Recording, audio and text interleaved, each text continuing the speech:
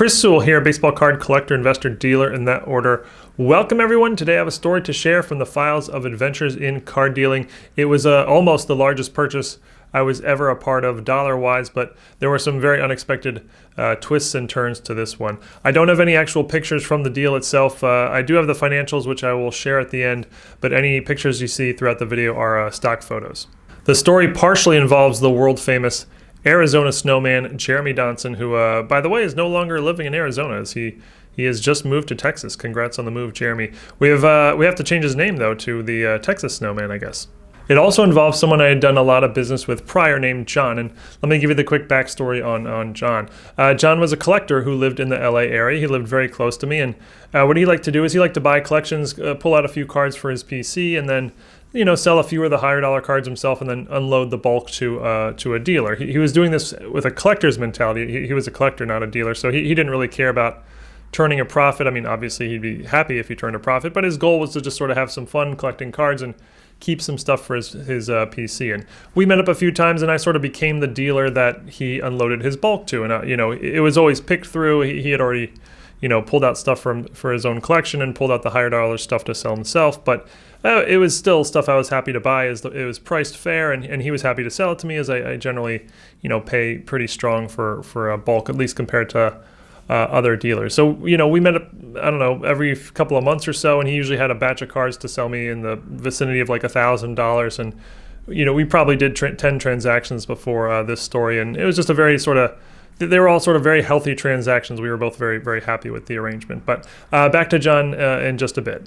So in early 2018, Jeremy contacted me and said he was in touch with someone who had a massive collection in the middle of Nebraska. Jeremy tended to find most of our large deals that we had worked on together, not all of them, but probably most. And he had found this one, I think, through Facebook. Not sure if I'm remembering that right, but he said it looked very promising. He sent me the pictures of the deal, and there were a lot of pictures, and I mean a lot of pictures, like 1,000.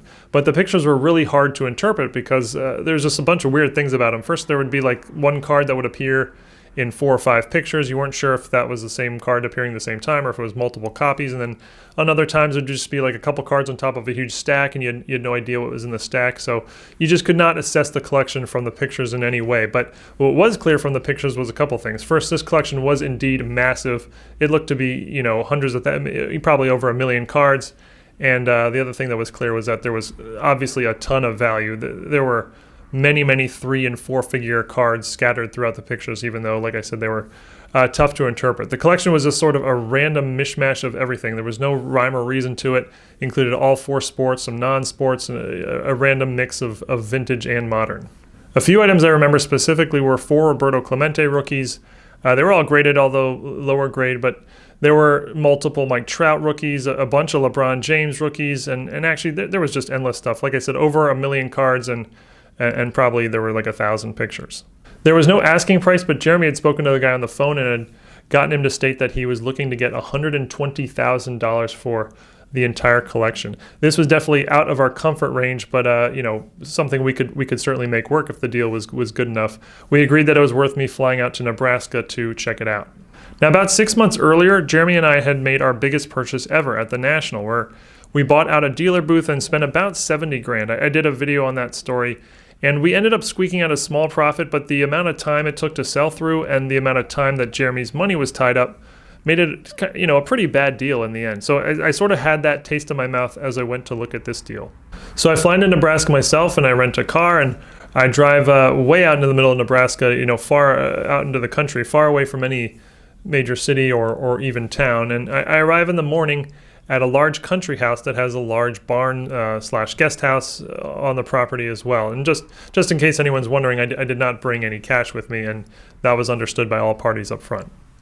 I meet the guy. I don't remember his name, but he's about my age, and he's very friendly, and we chat for a bit. He's a card guy, and we're both big sports history nerds, so a lot to chat about. After chatting, he takes me into the barn / guest house. I mean, that's not really the right description, but I'm not sure how to describe it. But he takes me into the second large structure, on the property.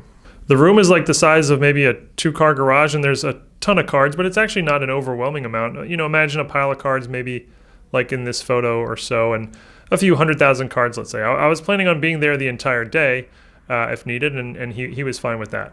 I start going through the cards, and just as the pictures had shown, there's a lot of value, plenty of 3- and 4-figure cards. But the problem is it's extremely unsorted, very hard to go through and assess. As you'd open a box, it'd be a bunch of 60s commons with an Albert Pujols autograph thrown on the top randomly, and then there'd be another box with no rhyme or reason at all. Lots of dollar cards mixed in with high dollar cards, mixed in with commons, some in top loaders, some in screw downs, some loose, etc.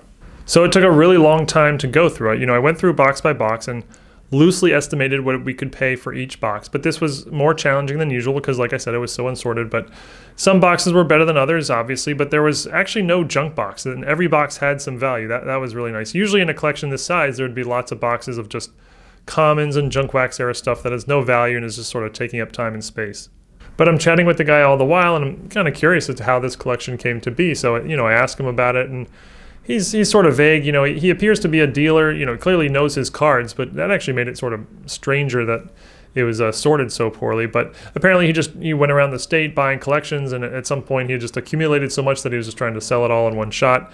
I didn't really understand the model, but it seemed to be working for him, and I'm sure there was a lot more to it than that. But anyway, as I'm getting through the cards, I'm just about done, and he says, okay, when you're done, look at this. I'll go ahead and show you the second room. And at that point, up until that point, I had literally not realized that there was a second room, but indeed there was. I go into the second room, which is also about the size of a 2-car garage, and the entire room was filled to the ceiling with card boxes, with only a small path around the perimeter of the room available for you to walk. It would have been absolutely impossible to reach a box of cards in the middle, let's say, without moving hundreds of boxes first. He estimated that he thought there were about 5 million cards in the second room, and that number seemed believable to me. The problem was that there was no way to go through this for a couple of reasons. First of all, it would have taken forever, days, weeks, whatever you want to say. But the second problem was that there was no space in the room. There was just this tiny little path around the perimeter, and it was literally filled to the ceiling, so there was no way to take boxes and move them around to look at stuff. The best you could sort of do was take a box off the top, skim through it, and essentially put it back. So, I did that with a bunch of boxes. I went through, 20, 30, 40, 50 boxes, whatever it was, and they were just all junk. It was all commons, throwaway stuff with absolutely no value. I asked him if he thought there was any value anywhere in this pile, and he said he thought that there was some, valuable Magic the Gathering cards mixed in there somewhere, and there was a lot of vintage, but, I didn't see any of it. To me, it just seemed like he had already gone through everything and had pulled out everything good and brought it into room 1, and room 2 here was just a big throwaway pile. If you saw the video of the 3 million card purchase Jeremy and I made, we ended up paying $3,000 for that collection, and it turned out to be a horrible purchase at that price. And I sensed that sort of what was going on here. I spent an hour in room 2, and that was basically enough for me. So I tell them that I'm going to head out and go call Jeremy, and we were going to just talk about it, and that we would give him a call back either that evening or perhaps the next day, and discuss, let him know where we're at, see if we think there's potentially a deal here. And he's of course fine with that, and I'm in town for at least another day and can extend my trip if needed. So I go have dinner at a restaurant, I add up all the numbers in my notes, and then I call Jeremy. I remember exactly where I was. I was in this restaurant parking lot right next to a heavy intersection, and I was just sort of pacing around, and there was this really nice bench there for whatever reason that I sat on for a bit. But anyway, I tell Jeremy about the 2 rooms, and I explain to him that it's a really tough collection to assess. And I say, for room 1, for everything in room 1, the maximum that we should pay is $100,000. I'd really like to be paying less than that because it's sort of a bit risky, not so risky, but there were a lot of cards that I sort of estimated and just did a best guess on. So in case I'm off in any way, I'd really like to be paying less to sort of cover our bases. But $100,000 would be the absolute max for room 1. For room 2, I tell him it's an absolute nightmare and I don't want it on any level. Just transporting those cards from Nebraska to Los Angeles would cost many, many, many thousands of dollars. Storing them in Los Angeles would cost many more thousands of dollars. The amount of time it would take to go through them is something I didn't want to commit to, and chances are there was very, very little, little to no value in there in the end anyway. So room 2 was just something I didn't want at all. So we decide that Jeremy will call the guy up and offer $80,000 for room 1 and tell him that we're not interested in room 2, and Jeremy does just that. But the guy holds his ground, and he says it's an all or nothing deal. You have to take room 2 as well, and he holds firm at his $120,000 number. I tell Jeremy, unfortunately, there's no deal here. Even if we could pay 120 for room 1, which we can't, it would make more sense to hire a U-Haul and a moving company to transport room 2 to the closest dumpster. That would be cheaper and less of a loss than transporting it back to LA. So you can up the offer to $100,000 for room 1 or $95,000 for everything, given that we're going to have to pay some out-of-pocket money just to transport room 2 to a dumpster. Jeremy makes that offer, but the guy decides to pass. So I return home, fly back to LA, and sort of bummed that no deal was made, but I'm actually quite confident that we made the right decision. So, that's the end of it, end of story, except that it's not. Maybe a week or so later, John calls me up. John, who I mentioned at the beginning of the video, someone I'd done a bunch of deals with in the past, and he says, hey, Chris, I'm going to look at this really large collection. I'm thinking about buying it, and I have an account with PWCC, so I'll sell all the high-end graded stuff through them, but I don't have a way to sell through all the bulk. Would that be something you'd be interested in selling for me on commission? And I say, yeah, of course, sure. That sounds great. Tell me more about the collection.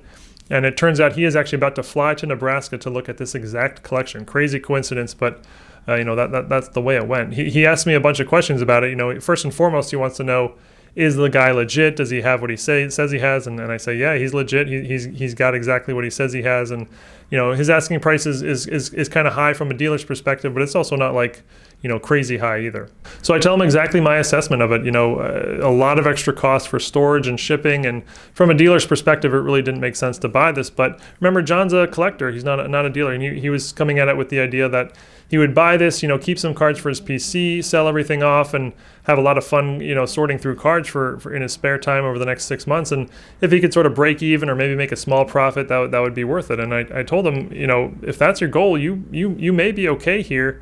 I think that's probably achievable, but not if you're looking to make some sort of notable profit. I also told him that I would not be willing to take anything from room 2 on commission. I would take anything he wanted from room 1. He could give to me to sell for him on commission, but nothing from room 2. That stuff he would have to sell on his own. And he ended up flying to Nebraska, and he bought the entire collection for the $120,000. He hired a moving company, had the cards shipped back to LA, and rented a storage room. I don't know what he paid for those extra costs, but I would guess it's something like 10 grand or so. And over the next maybe 6 months, he would go through some of the cards and bring me a few boxes every few weeks, and I would sell them for him. He kept some stuff for himself and sold all the higher end stuff, like the Clemente rookies, for example, through PWCC himself. But he brought me a lot of cards, many thousands, and I made some money from the commission. I kept the records of what I sold for him. It ended up being close to 800 total items. The vast majority were sold on eBay, but some were sold as like bulk lots to other dealers for cash, and there were like a lot of singles in the maybe $10 to $50 range or so. The most expensive items I sold for him were the ones you see here. There was a 13 count lot of Rob Gronkowski rookie autographs, and there were some really nice ones in there. $815 for that lot. There was a 1956 Topps Baseball Commons lot for $465. A 43 count lot of 61 Fleer basketball, $450. I don't remember what this 2017 Ryan is. Probably like a high-end Nolan Ryan autograph that was maybe low serial numbered, but $400 for that, and so on. The end total of what I sold for him was $47,354 worth. My cut was 30% of that, about $14,000, but the seller fees came out of my end, so probably only about half of that is actually what I made as a profit. Let's call it $7,000, and I don't know how much work I had to put in for this. Let's guess he brought me stuff to sell 12 times, and each time I took a day of work, so maybe 100 total hours or so. That's just a guess. For anyone wondering, I of course let Jeremy know the situation. I asked him if he wanted to be involved, but there was really no way to involve him that made any sense. So he said no, don't worry about it. The only adjustment we made was that originally we had split the cost of my flight, and now I just paid for the flight in full myself. So just a few $100 adjustment, so he wasn't out of pocket anything. John didn't keep any of the records for himself, so I don't know exactly how he did, but he told me at one point towards the end that he thought he about broke even on the deal and got to keep some cards for his PC. So that's more or less exactly what he was hoping for. He said that there was almost no value in room 2, and he managed to sort of sell a bunch of bulk lots on Facebook and Craigslist and get some of his money back that way. But ultimately for him, from a collector's standpoint, I think he was happy with it. Got to play with cards for 6 months, got some cards for his PC, and didn't lose any money. So I think it worked out well for him. Had it been Jeremy and I buying this from a dealer's perspective, this would have been an absolute disaster. As we need to be paying our bills with the profits, and there just wouldn't have been enough there to make it worthwhile. So it sort of, confirmed that I think we ultimately made the right decision not to come up to his 120K asking price. But anyway, that's it. Thank you everyone for watching, the story of my almost largest purchase that I was ever a part of. Hope you enjoyed. And let me know if you have any questions about the deal in the comments. I always love sort of reliving the details of these deals. That's always fun. So I always appreciate it. Thank you again, everyone, and see you all real soon. Thanks, everyone.